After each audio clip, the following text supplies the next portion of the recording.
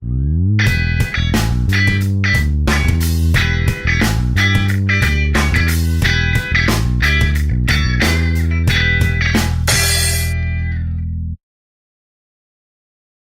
na aula de hoje, nós vamos estudar a crise europeia, que é um ótimo assunto para discutir áreas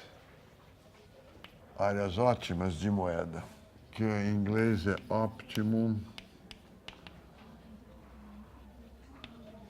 Currency Areas. O texto que nós vamos usar é um texto do Ronald McKinnon,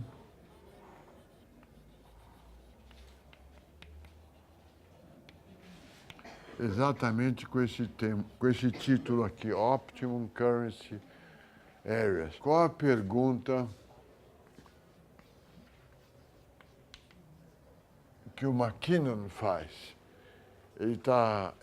Isso é uma comunicação apresentada na American Economic Review e ele está comentando um artigo anterior do Robert Mundell, Prêmio Nobel de Economia, professor da Universidade de Chicago, canadense, que discute o mesmo tema. Para nós entendermos esse tema, nós podemos pensar no seguinte: por que o Brasil, ou seja, São Paulo, Rio de Janeiro, Rio Grande do Sul, etc., por que nós temos uma moeda única?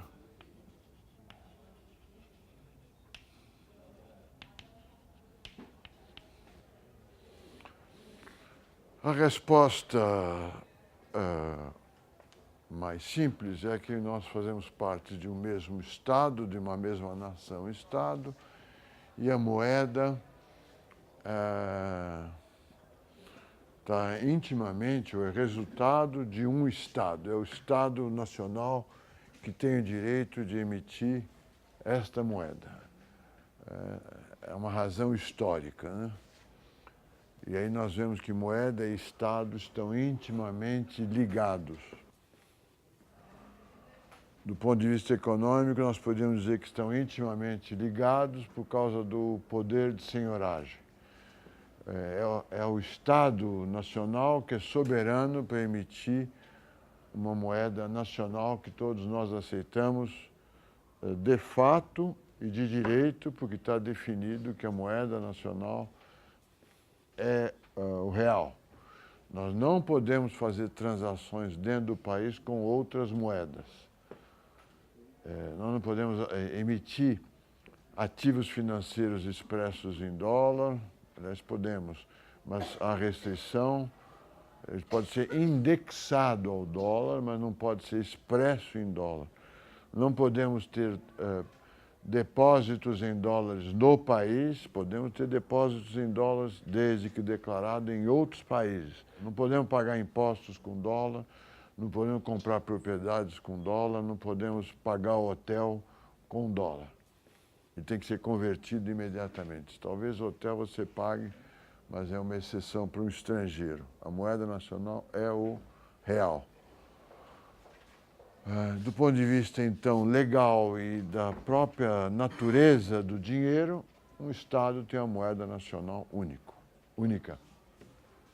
Mas a pergunta do McKinnon e do Mundell é se esse é o melhor arranjo do ponto de vista econômico. Se não valeria a pena, ou por que não vale a pena, que São Paulo tem uma moeda, o Rio de Janeiro outra, o Rio Grande do Sul outra, se é que ele já não tem outra, o resto do país uma terceira moeda. Então vamos pensar como é que seria isto. Vamos desenhar aqui um mapa do Brasil estilizado para exemplificar. Nós poderíamos ter aqui em São Paulo um bandeirante. Aqui, vamos dizer, no Nordeste, uma outra moeda que poderia se chamar um lampião. Aqui no sul, um Farroupilha. E aqui no resto do país, centro-oeste e norte, nós teríamos, sei lá, uma Brasília. 4 moedas. O que aconteceria se isto fosse... Se algum economista chegasse à conclusão que essa é a melhor forma de organizar o sistema monetário brasileiro, nós continuaríamos tendo um Estado único, capital Brasília, fronteiras nacionais preservadas. Primeiro, para que tivéssemos 5 moedas, era preciso que as taxas cambiais entre essas moedas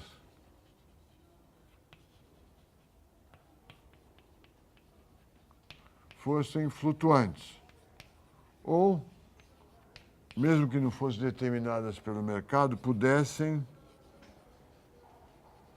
ser alteradas. Elas podem ser flutuantes, determinadas pelo mercado, ou podem ser fixas, mas valorizadas ou desvalorizadas por uma decisão de política econômica de São Paulo, do Centro-Oeste, do Nordeste e do Extremo Sul. O que aconteceria se de repente, o Brasil tivesse 1, 2, 3, 4 moedas, né, como eu defini?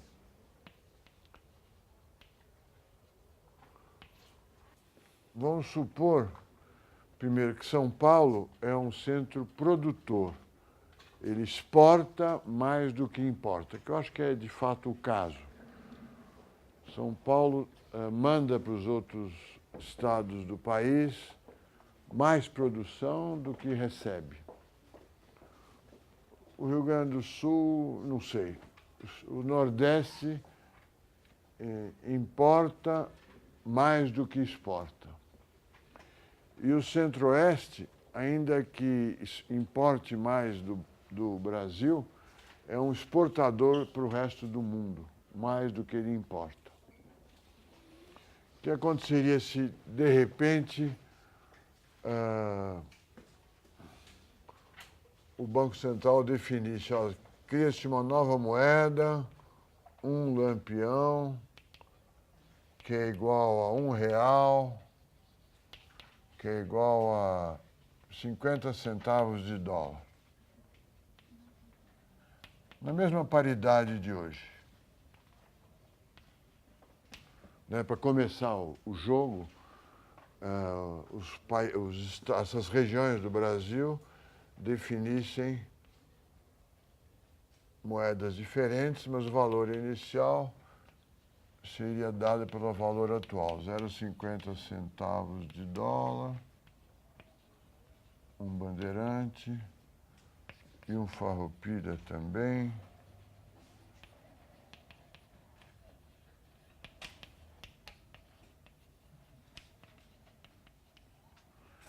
E uma Brasília igual. O que aconteceria? São Paulo é um centro exportador para o resto do país. O Nordeste, o Centro-Oeste é um centro exportador, quer dizer, centro que eu quero dizer, ele tem um superávit comercial com o resto do país. O Centro-Oeste tem um superávit comercial com o resto do mundo. O Nordeste, por hipótese, né? O Nordeste é um centro importador do país. Ele compra muita coisa do resto do país e produz pouco lá dentro. E o Rio Grande do Sul, não sei. O que aconteceria? O que ia acontecer com o saldo do balanço comercial de São Paulo? Se é positivo ou negativo? Positivo, por hipótese. Tá certo? São Paulo ia acumular reservas de bandeirantes, farroupilhas e Brasílias. O Nordeste iria ter um déficit. Ele ia ficar devendo bandeirantes, lampiões, farroupilhas e Brasílias. E o Centro-Oeste ia ter um montão de dólar ia gastar esses dólares, uma parte deles, com o resto do país, quando ele compra bens e serviços. Eu estou supondo que o Centro-Oeste é um centro produtor de commodities, produtos agropecuários, soja, carne, milho, feijão, arroz, que ele exporta para o resto do mundo e importa do Brasil máquinas, equipamentos e bens de consumo. Então, nós íamos ter um estado superavitário, o estado de São Paulo, e superavitário em outras moedas do país. Um estado, uma região superavitária em dólares, o Centro-Oeste, uma região deficitária em todas em Bandeirantes, em todas as outras moedas da região brasileira. E o Rio Grande do Sul, não sei fazer a hipótese o que... Vamos supor que o Rio Grande do Sul também teria um déficit. Se as taxas cambiais puderem... Então, você ia ter um estado superavitário aqui, o Bandeirantes, e outro superavitário, o Centro-Oeste. Né? Se nós deixássemos a taxa cambial flutuar, o que ia acontecer? Vamos deixar isso livre. Não vamos fixar mais. Aí, o começo do jogo, todas elas igual a R$1. Agora, a taxa Bandeirante Farroupilha, Bandeirante Lampião, Bandeirante Brasília, todas essas taxas podem flutuar. O que iriam acontecer com as taxas? O que ia acontecer com o valor do Bandeirante com relação às outras moedas nacionais?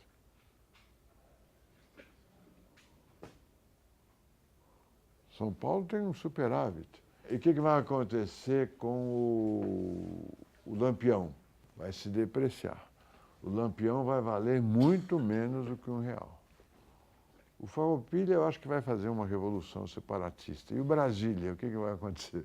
Ele vai cair com relação ao dólar, bastante, porque ele é um super exportador para o resto do mundo, e provavelmente vai subir com relação ao Bandeirante, porque ele importa muita coisa de São Paulo, pelo menos na situação do primeiro movimento.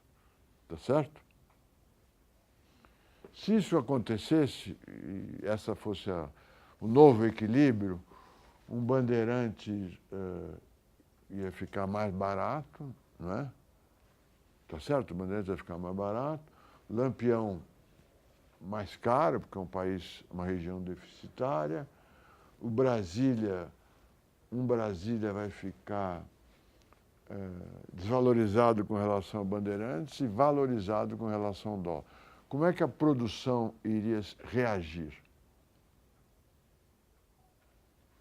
Você pode produzir alguma coisa no Nordeste, no Centro-Oeste, no Sul ou em São Paulo. Você pode trabalhar no Nordeste, no Centro-Oeste, em cada uma das regiões. Como é que os fatores iam se movimentar nesse país aí? Indústrias iriam para o Nordeste, provavelmente trabalhadores também iriam para o Nordeste, porque lá estaria muito barato para nós, né? Porque nós receberíamos de Bandeirantes e compraríamos coisas muito baratas no Nordeste. Seria mais barato produzir no Nordeste do que no Centro, do que no Sul. E o Centro-Oeste, ele iria perder exportações para o resto do mundo, porque a taxa, como é que chama a moeda lá? Uma Brasília ia comprar muitos dólares, tá certo? Exportando soja, carne, trigo, milho. Então ia sobrar dólares lá, o Brasília ia se valorizar. Com relação a São Paulo, eu já não sei, né?